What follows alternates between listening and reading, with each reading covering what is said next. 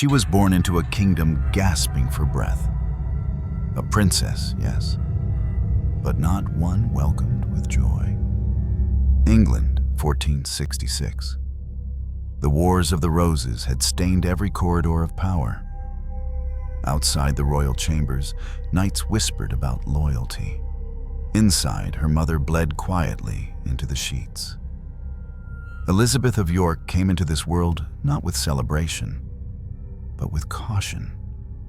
She would grow up knowing how silence felt inside the walls of a palace. She would grow up knowing how blood dried on the steps of a throne. And she would learn, long before her time, that a crown is not worn, it is carried. Her father was King Edward IV, a man who seized the crown by force, built a fragile peace on the bones of fallen cousins, and married for love instead of power. Her mother was Elizabeth Woodville, a commoner, a widow, and a queen hated for both. From the moment of her birth, Elizabeth of York became a question rather than a child. Was she the start of a new dynasty, or a pawn in a war that would never end?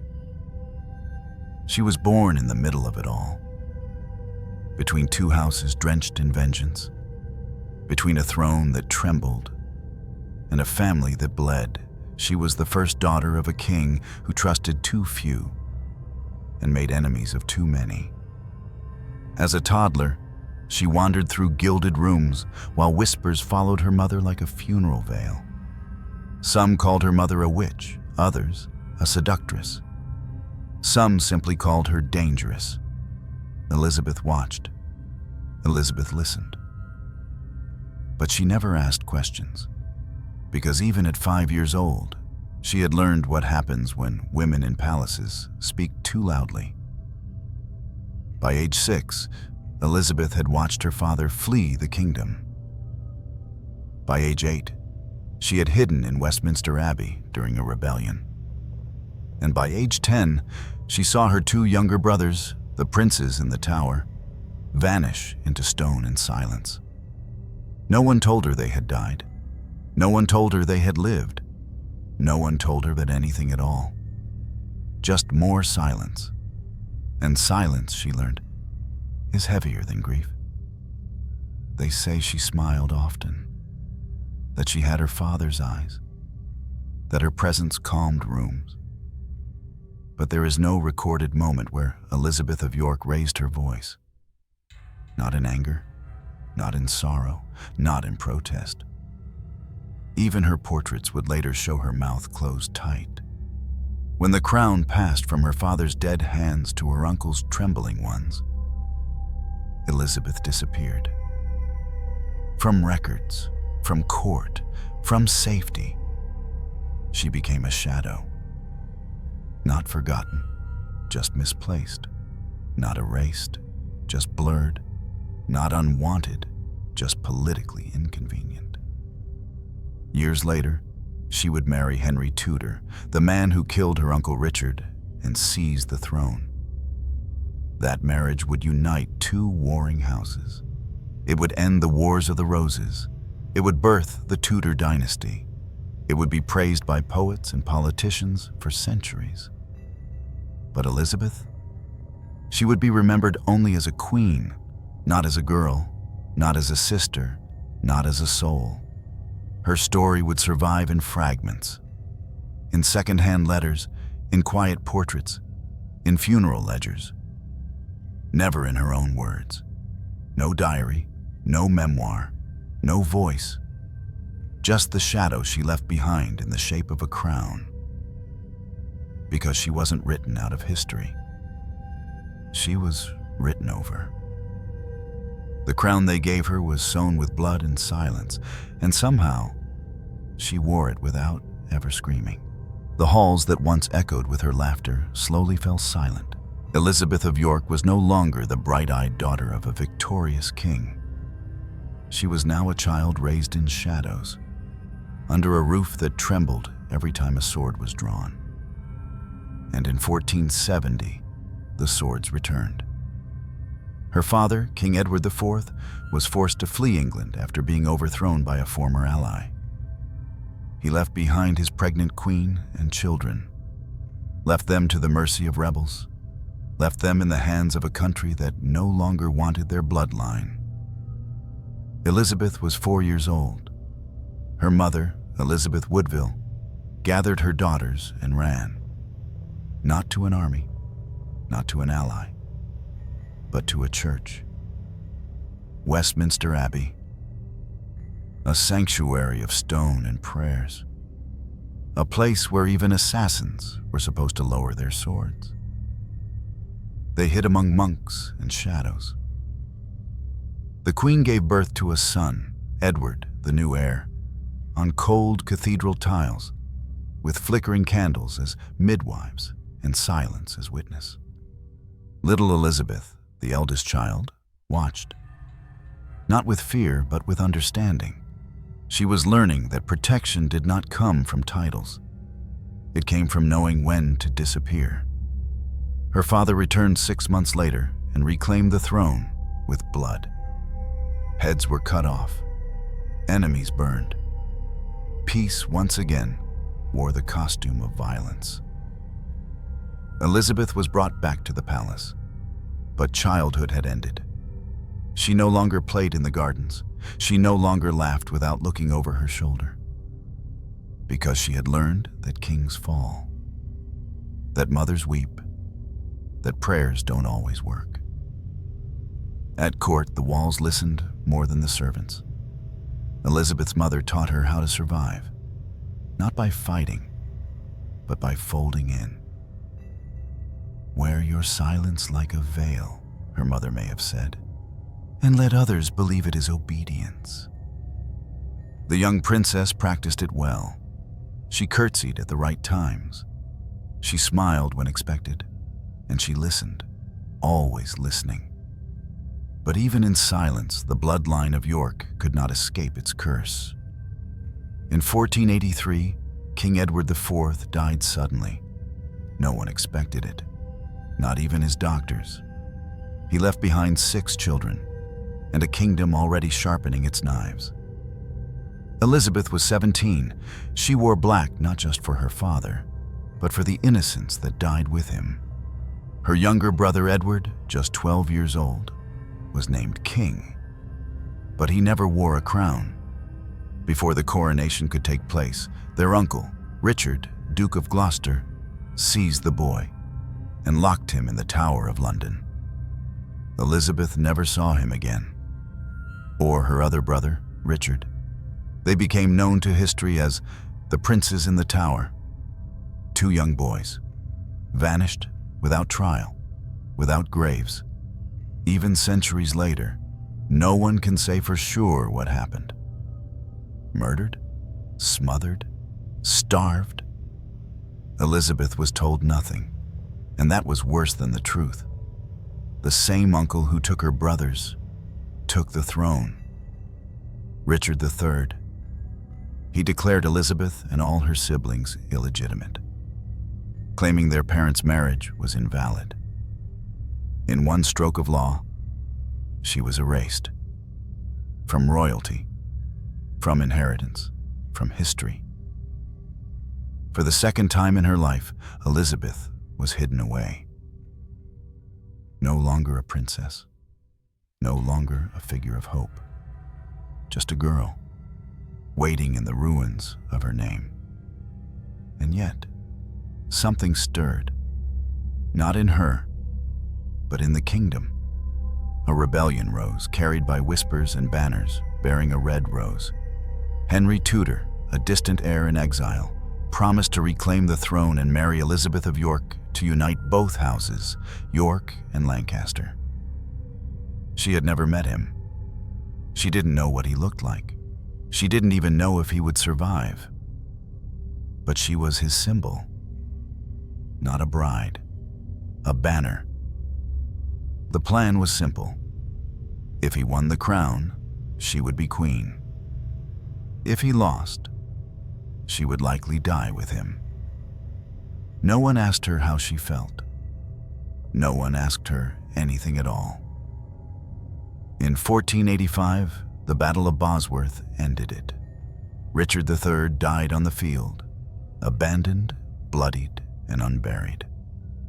Henry Tudor became Henry VII, and Elizabeth of York was restored, not for herself, but for the crown. They brought her out of hiding with ceremony and music.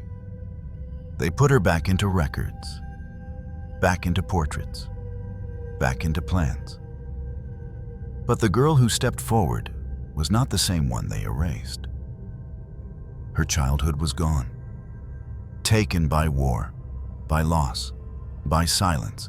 She had once played in marble corridors with two brothers who now had no tombstones. She had once smiled at a father who disappeared without goodbye. She had once prayed beneath cathedral ceilings, while soldiers circled outside with torches. Now, she stood still, poised, marriable, royal.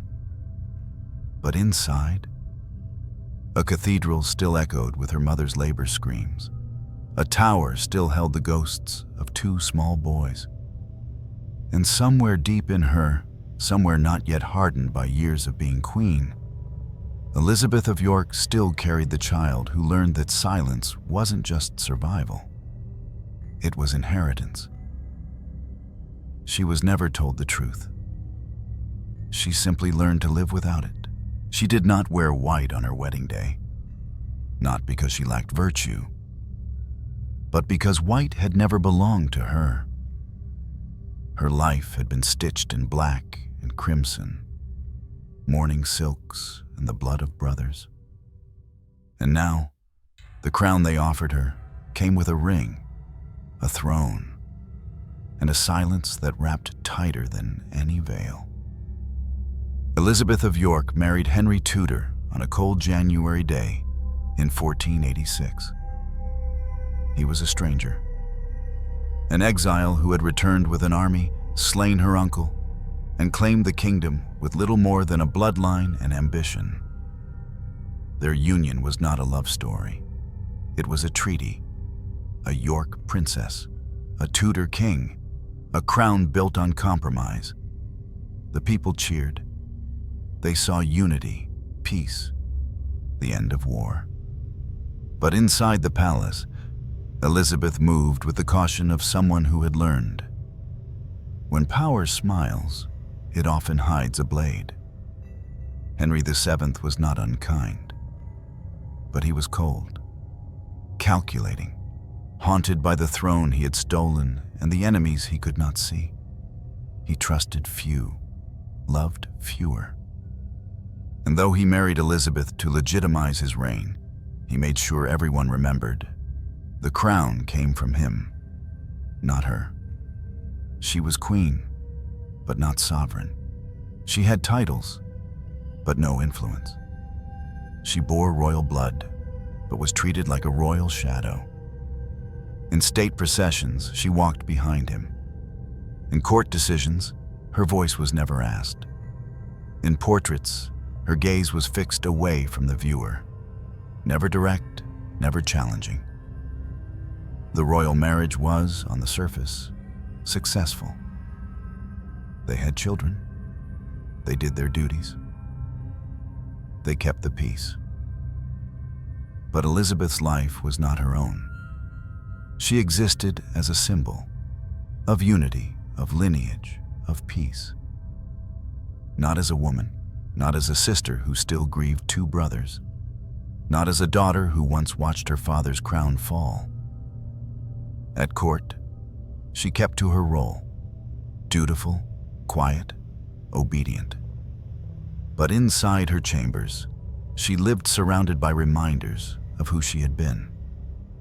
A tapestry from her childhood home, faded. A carved pendant of her father's badge, chipped. A locket she never opened anymore. Ghosts don't need to be summoned. They live in the things we keep. There were moments, rare and unspoken, when her mask slipped. A night where she stayed in chapel hours after the others had gone. A banquet where she watched a child jester and couldn't finish her wine. A passing glance at her husband when a courtier mentioned the tower. And always, the brief flicker in her eyes when someone called her Your Grace. As if she still wondered, whose grace? Her first son, Arthur, was born just 8 months after the wedding. The court rejoiced. A male heir, a symbol that the war was truly over. The crown secure. But Elizabeth knew better than to believe in security. She had seen too many princes disappear. Still, she smiled for the paintings. She held her child before the people. She played the role. Because queens are not allowed to fear, only to endure. In public, Henry treated her with formality. In private, they shared a bed, but not a kingdom. He ruled. She served. And yet, there was a tenderness that sometimes slipped through. When she fell ill after childbirth, he stayed by her side. When she lost a child, he did not leave her to weep alone. There was love, perhaps, or at least the shape of it, but never equality. She had learned the rules too young. To be loved as a queen is to be needed, not chosen. To be held in history, but not in memory. Over the years, Elizabeth bore 7 children. Some would live, some would not. Each birth stitched another thread into the Tudor tapestry. Each loss, another stone in her silence. Her role was complete. The crown had been secured. The bloodlines had been merged. And so, slowly, history let go of her name. Not in cruelty, but in convenience. When people spoke of Tudor power, they spoke of Henry. When they spoke of Tudor brilliance, they spoke of her son, the future Henry VIII. But Elizabeth? She was the space between, the thread that held them together, but was never visible in the final pattern. And yet, without her, there would be no dynasty, no peace, no England as we know it. She was the price, the sacrifice, the offering wrapped in silk. They gave her a crown not to empower her, but to quiet her. And in wearing it, she gave them a kingdom. The palace was not a prison, not in the way towers and dungeons are. It had windows, yes, gardens, chambers embroidered with gold leaf and warmed by velvet tapestries. But for Elizabeth of York, it was something colder than stone.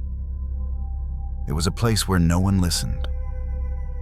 Not to her words, not to her thoughts, not even to her grief. She was queen, but not sovereign. She wore a crown, thin and shimmering, but she had no voice to shape the world it ruled. When Elizabeth appeared in public, it was beside her husband or behind him. When she sat in court, she remained silent unless spoken to. And when decisions were made, her presence was not required. The business of kingship had no room for the daughter of a rival house, no matter how noble her blood. Her role had been played. The war had ended. And now, she was a relic of necessity, a portrait, a presence, not a person. Her letters, if she wrote them, are lost. Her thoughts, if she shared them, were never recorded. Her voice, if it spoke, left no echo. The Queen of England, mother of a dynasty, existed in the quiet spaces between royal decrees and family tragedies. She filled the gaps, not the pages. Historians wrote volumes about her husband, Henry VII, his policies, his paranoia, his legacy.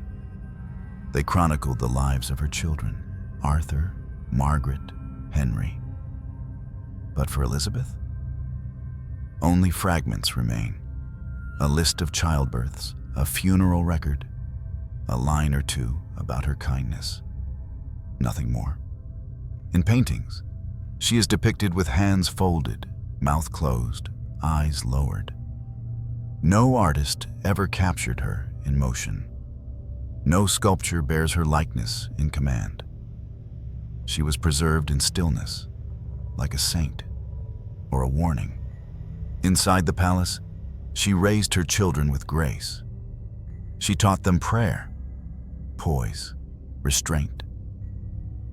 But when they asked about her brothers, the ones taken to the tower, she gave no answer. Not because she didn't know, but because no one had ever answered her. She kept their memory in silence. A lock of hair tucked inside a prayer book. A small wooden horse once carved for little Richard. A ring that no longer fit.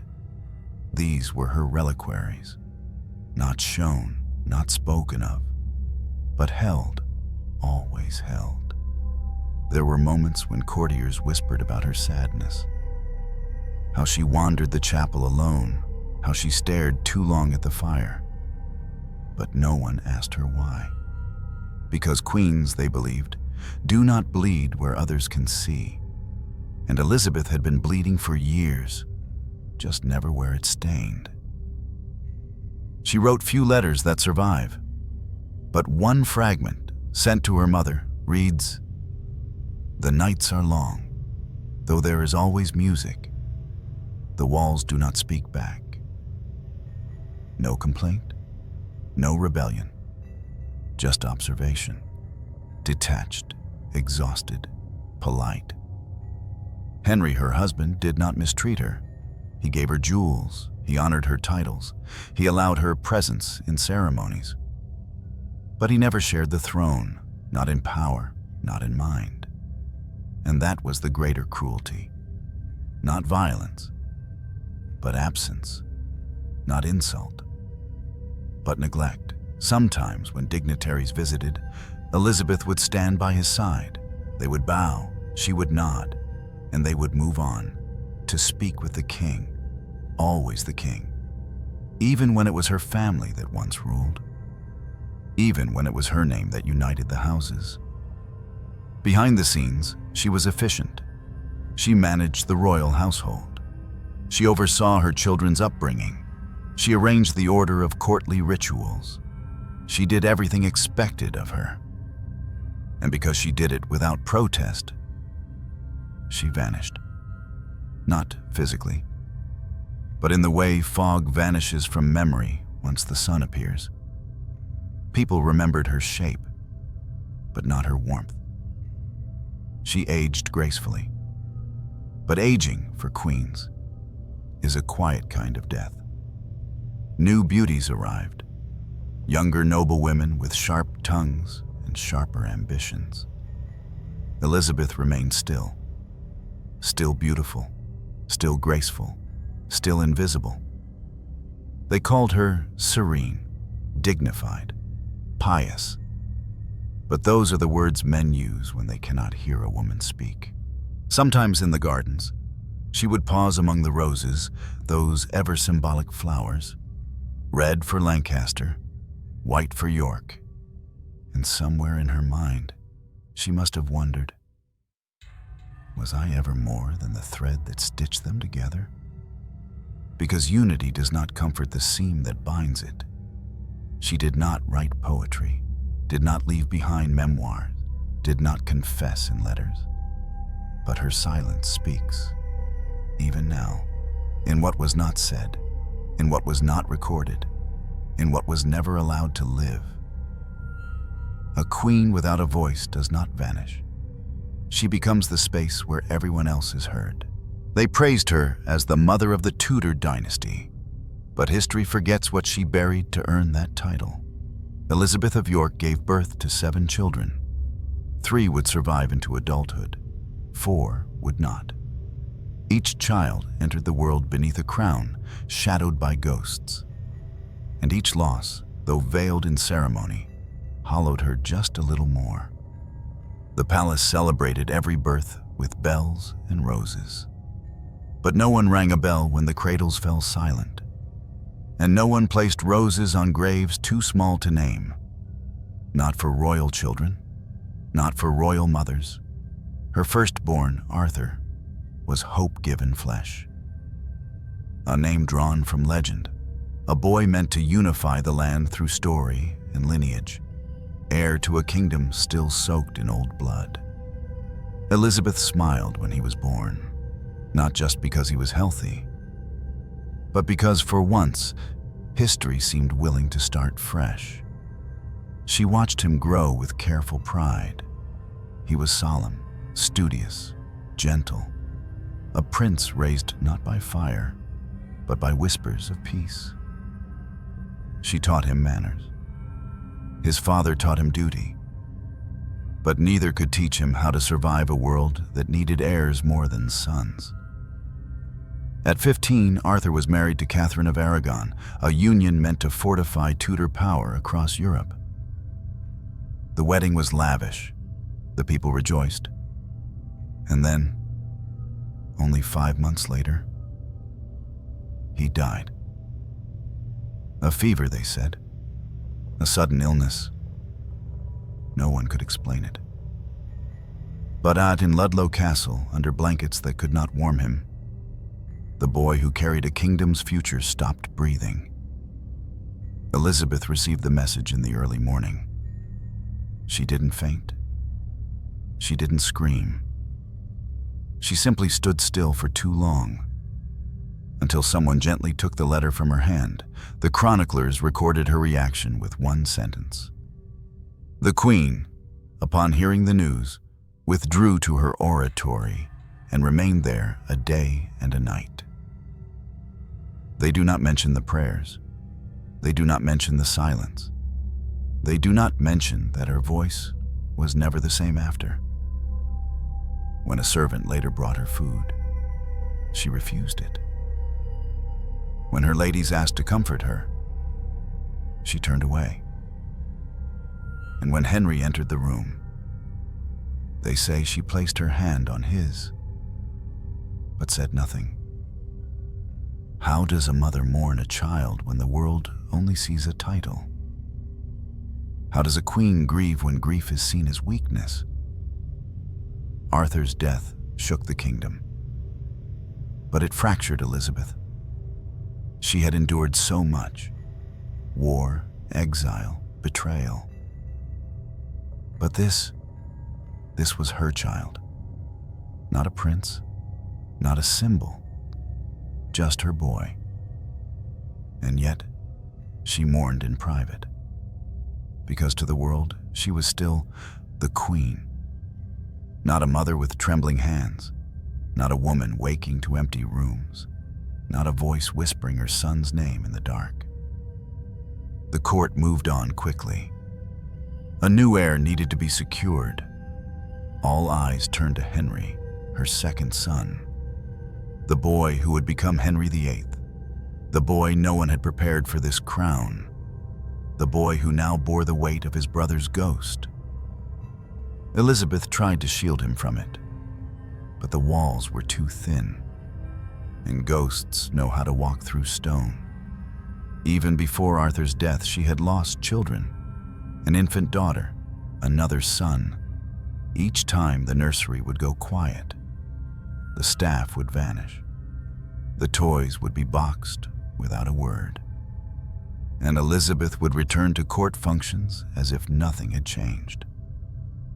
Because queens do not carry sorrow where others can see it. They wear it under their gowns. She turned to prayer, to ritual, to control. She embroidered religious scenes late into the night. She visited chapels alone. She lit candles that she never watched burn out. Some nights, she was seen walking the corridors barefoot. No attendants, no words, just the soft echo of steps that led nowhere. Henry too changed after Arthur's death. He became colder, more guarded. He no longer looked at Elizabeth the same way, not with cruelty, but with calculation, as if she reminded him too much of what could be lost, or what had already been taken. In public, they appeared united, but in private, their grief had carved two separate altars. The death of a prince is recorded in ledgers. The death of a mother's joy is not. And yet, Elizabeth endured. She remained poised. She fulfilled her duties. She prepared her surviving children for the throne, because there was no space left for her own sorrow, only legacy. But something in her dimmed. Her laughter, already rare, vanished altogether. Her hands, once steady in needlework, began to tremble. Her eyes, once clear and calm, often seemed elsewhere. And when she became pregnant again at 36, it wasn't joy she showed. It was resolve, as if she knew it might be the last thing she ever did. She carried kingdoms in her womb. But in the end, it was the weight of loss that made her disappear. She had given England peace. She had given the Tudors heirs. She had given her silence, her body, her name. And in the end, Elizabeth of York died not with fanfare, but with barely a whisper. It was a cold February in 1503. The Queen lay in her chamber at the Tower of London, the very place where her brothers had vanished decades earlier. She was 37, worn but not old, tired but not broken, not yet. She had gone into labor days earlier, her 7th pregnancy, a daughter born alive, but sickly. The child, named Catherine, would die within days. Elizabeth followed soon after. Fever, infection, complications, the same fate that claimed so many women before her. But this time, it took a queen. And this time, there were no screams, no desperate pleas, no final speech. Only the sound of breath growing thinner, quieter, until it simply stopped. The Tower had never been kind to her family, and in the end, it did not spare her. Henry VII, her husband, was present. Not in the room when she died, but nearby. He had grieved her brother. He had grieved her son. But when Elizabeth died, something else happened. Or rather, didn't happen. There was no immediate state funeral, no national mourning decree, no flood of poems, no bells rung in every cathedral, no sculpture commissioned. The death of the Queen was treated like a formality, a change in status, not a rupture in the heart of a dynasty. A few lines were entered into the royal accounts. For black cloth for Her Majesty's funeral, for candles, for prayers to be said for her soul. Itemized grief, budgeted sorrow. She was buried at Westminster Abbey.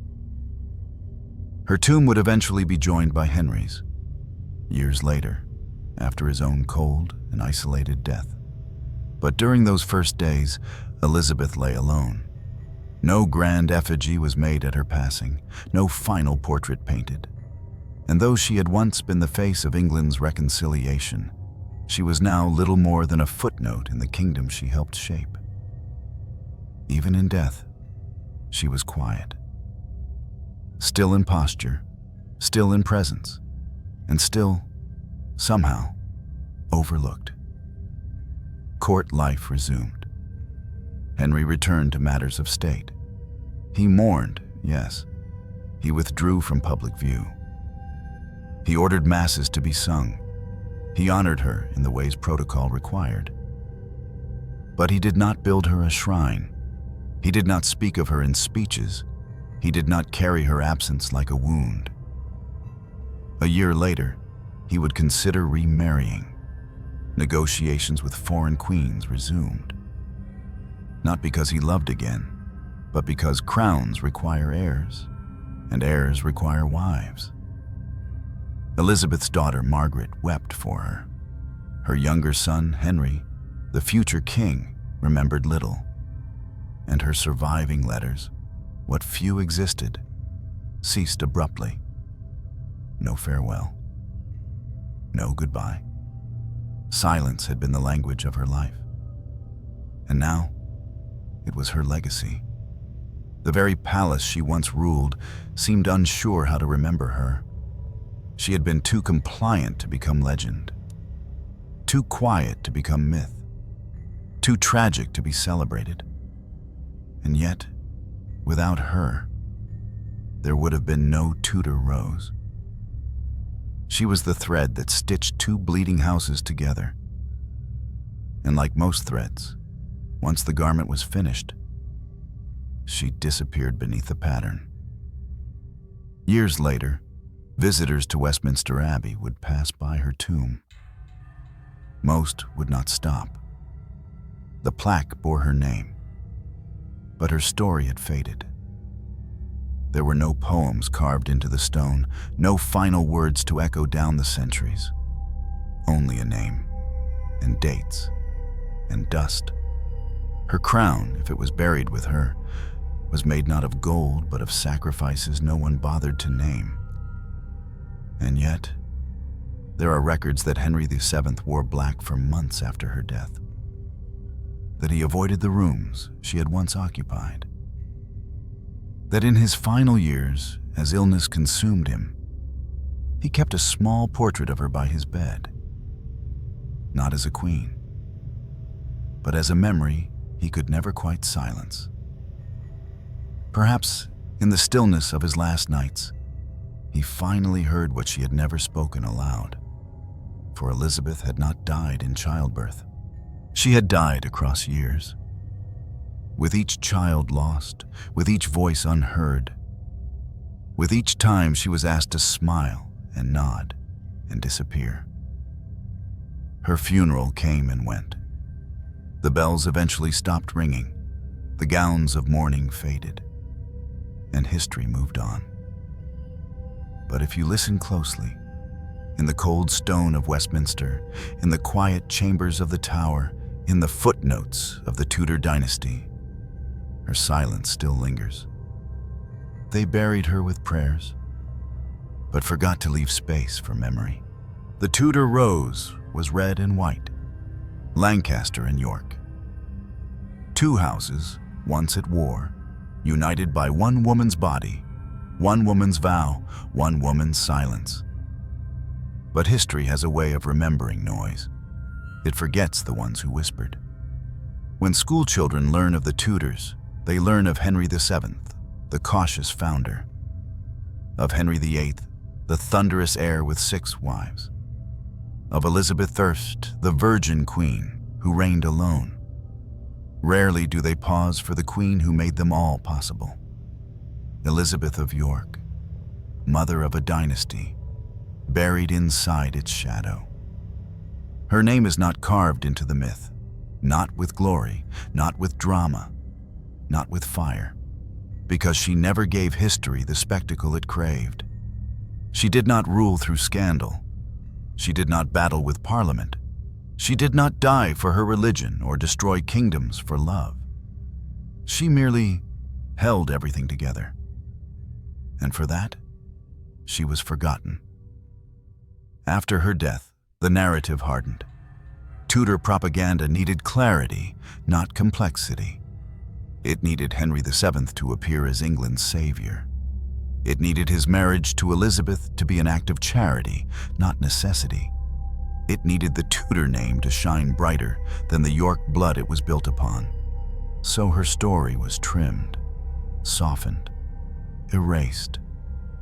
The paintings that survive from her time are stiff, formal, no movement, no intimacy. Her face is pale, symmetrical, unreadable, a mask of queenship, but not a portrait of a person. No great writer of the time sang her story. No poet compared her to the sun. No chronicler pondered her sorrow. And in the official accounts, she became little more than a vessel for heirs, for peace, for dynastic survival. Even her funeral was not immortalized in verse. There is no lament for the queen. No grand tomb inscription, just a name, a date, and dust. The Tudor narrative surged forward without her. Henry VII grew more controlling, more secretive. Henry VIII would become a storm of ego and violence. And Elizabeth Versh, her granddaughter, would reign as a queen who needed no man, no shadow, no memory of the women who came before. In portraits of Elizabeth I, the York inheritance is absent. No white roses, no nod to the woman who birthed her father, bore the wounds, and paid the price. Because Elizabeth of York was not the kind of queen who fit the myth. She had not ruled. She had not defied. She had simply endured. And that was not a story anyone wanted to tell. Even today, her life is a patchwork of guesses and silences. We know the dates, the children, the movements of her body through palaces and chapels. But we do not know her voice. We do not know what she feared at night. We do not know what she whispered over her sons' graves. And so, she becomes a puzzle, one where the edges are visible, but the center has been stolen. It is no accident. Because remembering Elizabeth would mean remembering the cost of peace, the cost of union, the cost of crowns. It would mean confronting the idea that sometimes the most important figures in history are not the ones who shouted, but the ones who were silenced. She was erased not because she failed, but because she succeeded. Too quietly. She held the throne without spectacle. She gave birth to kings without asking for power. She held her grief without demanding pity, and history mistook her silence for absence. When Henry VIII grew to manhood, he rarely spoke of her. He honored his father's legacy. He built his own myth. But the mother? Barely a mention. There are more words recorded about his sixth wife than about the woman who bore him. And in time, the York name became a footnote. Its bloodline reduced to a symbol on a flower. Its most visible daughter reduced to a line in a genealogy chart. A quiet erasure. Not malicious, just convenient. Because remembering her would mean acknowledging that the Tudor dynasty rested on a woman who had no throne of her own. And in patriarchal legend, that cannot stand. But sometimes, the gaps tell a louder story than the pages. Sometimes the silence surrounding a name is proof of what was once feared and once buried. Elizabeth of York did not fade because she was irrelevant. She was hidden because she mattered more than anyone dared admit. She was not forgotten. She was removed. A myth needs heroes and villains. It cannot abide a woman who held the center and asked for nothing. History did not resurrect Elizabeth of York. Art did. Not the art of her time, but the centuries that followed, when the silence around her began to feel too loud. She returned first in fragments, a line in a poem, a background figure in a painting, a name whispered in novels, often mistaken, often misunderstood. She was not portrayed as a queen, but as a ghost. A woman in the corner of a room where kings decide. A face behind the tapestry, a name embroidered in thread but never spoken aloud. In 18th century portraits, she appears again, posed, still, perfect. Yet these images were not drawn from life. They were imagined, projected. Artists painted her with soft eyes and resigned grace, as if the only way to capture her was to admit that no one had ever truly seen her. Writers began to speculate. Who was she? What had she known? What had she chosen to endure? They filled her gaps with fiction, Sometimes romantic, sometimes tragic, always tentative. Because even in imagination, she resisted being defined. Historical novels gave her voice, but only when wrapped in the drama of others. She became a foil to Henry VII, a vessel for Arthur, a prologue to Henry VIII. Her identity, still, was never allowed to stand on its own. Always as someone's mother, someone's daughter, someone's shadow. But slowly, the questions changed.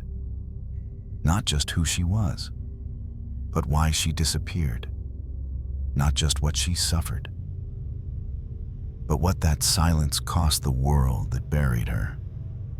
In museum halls, her name was added back to family trees.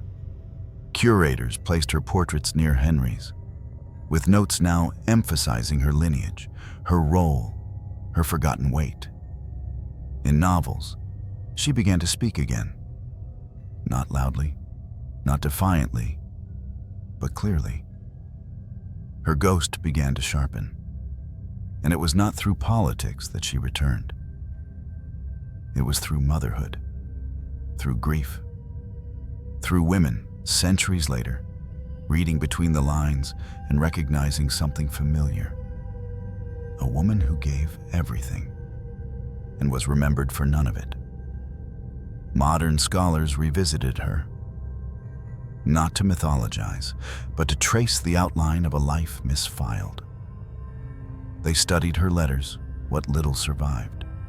They examined court records, funeral costs, embroidery patterns. They mapped her by absence. And in doing so, they found a shape. Not complete, but undeniable. Elizabeth of York became more than a queen consort.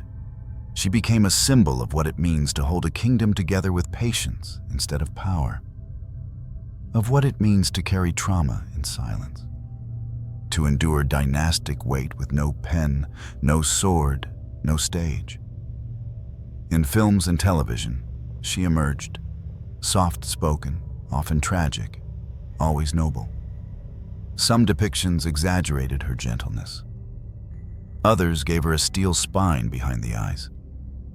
But even in dramatized fiction, there was a shift. She was no longer just a mother. She was a hinge in history. The queen between eras. The woman between war and peace. The silence between two thrones. Her ghost found a voice not through monuments, but through memory reclaimed. In recent decades, authors began to explore her more directly. Not as a footnote, not as a side character, but as the center, her love, her pain, her choices, and her lack of choice. She appeared in pages that no longer asked what she could have been, but what she was and why the world chose not to look. Because the truth is, Elizabeth of York haunts more than palaces. She haunts the spaces where women are necessary, but never credited. Where peace is achieved, but the peacemaker is forgotten. Where legacies are built on names that vanish the moment they succeed. And her story lingers for another reason. She was the mother of Henry VIII. She raised the man who would go on to define Tudor excess, scandal, and glory. How did that come from her? Was her quiet grace twisted into tyranny by the system she preserved? Did her son inherit not just a crown, but the silent grief of a house stitched back together by pain? These are the questions her ghost asks now. Not for herself, but for all the forgotten architects behind dynasties. There is something unsettling in her return, not because she is frightening, but because we realize we needed her all along, needed her story, needed her wound, needed her whisper. In a world where loudness often becomes legacy, Elizabeth of York teaches us this: what is erased can still return, and what is quiet can still echo. She is not a martyr, not a myth. She is the memory of sacrifice done without spectacle. She is the queen who never reigned, but upon whose silence the kingdom stood. She did not rise from the grave. She simply reminded us she had never left. We like to believe that history is told in full, that every crown is counted, that every sacrifice is honored, that every life of consequence leaves a name behind. But Elizabeth of York reminds us, some names were never meant to be remembered, only used, only worn, only endured. She lived 500 years ago, but her story is not gone, because her silence is everywhere. You see her in the woman who keeps the family from falling apart, yet never appears in the photograph. In the mother who hosts the holiday, cleans the mess, smiles for guests, then cries quietly in the kitchen. In the employee who keeps the team afloat, but never gets invited to the table where decisions are made. She is in the friend who always listens, but is never asked how she's doing. In the woman who survives loss after loss, without ceremony, without a eulogy. Elizabeth of York is not just a historical figure. She's a blueprint, a mirror. Her story resonates not because she ruled, but because she didn't. Because she showed us what it looks like when strength is mistaken for passivity, when devotion is mistaken for insignificance, when being essential is mistaken for being forgettable. She was never accused of treason, never scandalized the court, never gave the chroniclers reason to write in bold ink. And so, they didn't. But what if history had been written by the ones who noticed? The maids who saw her praying alone, the scribes who read the letters she never sent, the wet nurses who held her dying infants while she stood composed before her king. What would they have told us? That Elizabeth didn't just bear children. She bore the emotional weight of a kingdom that could never publicly grieve. She bore the legacy of a family murdered in its sleep. She bore a marriage built not on affection, but on necessity, and endured it with grace. Today, when we tell women to lean in, to speak up, to claim space, we forget how many centuries they were trained to do the opposite.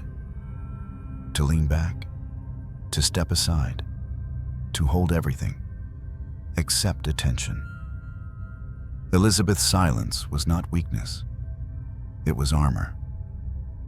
A shield forged in childhood when her brothers vanished, sharpened in marriage when her crown brought no power, buried with her when even her death became an afterthought. And yet, she built the Tudor line, not through force, but through endurance. Her blood sat on the throne for generations. Her sacrifice kept civil war from reigniting. She didn't write the myth, but she made the myth possible. So what do we owe women like her? Not just remembrance, but recognition. Recognition that not all heroes conquer, some endure, and sometimes the quietest voice in the room is the one holding it together. We ask ourselves now, how many Elizabeths have we forgotten? How many names have we passed over because they didn't demand to be remembered? How many women carried empires in kitchens, in hospitals, in offices, in churches, and were thanked only with the silence that followed? Elizabeth of York stands not for grandeur, but for grace, the quiet kind, the invisible kind, the kind that holds a child and a country at the same time.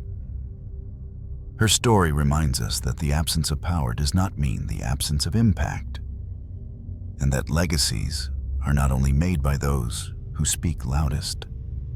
Sometimes they are preserved by those who never speak at all. Even today, her life raises questions we haven't fully answered. What do we sacrifice to keep peace? Who gets credit when something lasts?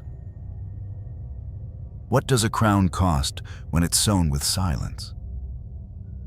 Perhaps the real tragedy is not that Elizabeth was forgotten, but that her silence was rewarded with oblivion.